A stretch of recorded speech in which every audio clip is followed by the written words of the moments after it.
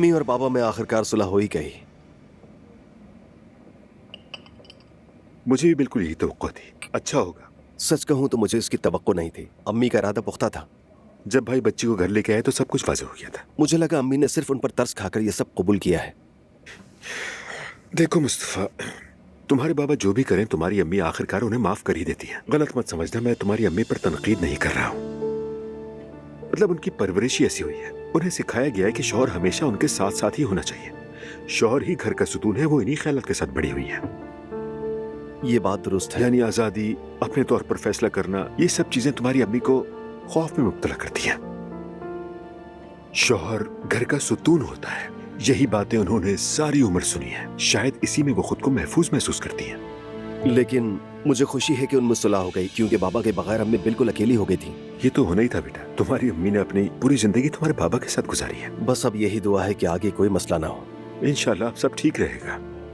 मुस्तफा देखो, अगर घर में किसी किस्म का दबाव हो या कोई बात बने तो तुम्हें अपने बाबा के साथ ही खड़ा होना चाहिए। वैसे भी अब कोई फरीक नहीं रहा है। तुमने अपना वोट दे दिया, बात खत्म। जिस तरह तुमने इस अमल में मेरा साथ दिया, अब बाबा का साथ दो। उनको किसी किस्म की परेशानी में मत डालना। तुम किसी को दुखी मत करना मुस्तफा। चाचा, अल्लाह आपसे राजी हो। इस पूरे अमल में आपने मुझ पर कोई दबाव नहीं डाला। अल्लाह तुम्हें भी सलामत रखे बेटा। बस अपना ख्याल रखना।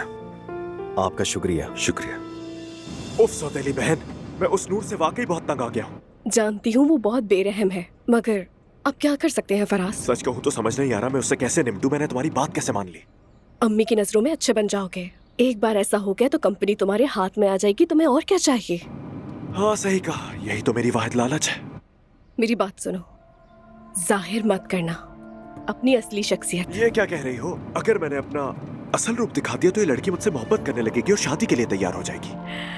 फराज, तुम किसे बेवकूफ बना रहे हो? हाँ, तुम्हारी असलियत मुझसे ज्यादा और कौन जान सकता है? कौन जान सकता है? मेरी पसंद की औरतें आला मायार की होती है।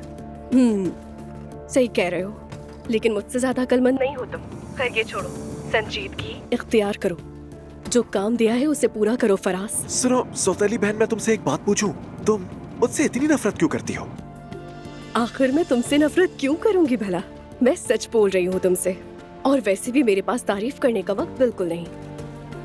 आहिस्ता मगर समझदारी से चाले चलो। देखते हैं कितना दम है। या मेरे अल्लाह, ये अपने आप को कोई तोप चीज समझती है, मगर देख लूंगा इसे। हाँ ठीक है, अब इसे नीचे गिराओ। अस्सलाम वालेकुम। ये किस लिए? 29 अक्टूबर के लिए। वो नजर आ रहा है, मगर यही झंडा क्यों यूसुफ? क्या मतलब है? मेरा मतलब यह है कि यही झंडा मिला था। खैरियत तो है हलूक? किस बात पर उलझ रहे हो? उमर साहब, मेरे ख्याल में सादा झंडा लगाना ही बेहतर होता। सादा झंडे से क्या मुराद है आपकी? झंडा तो झंडा होता है।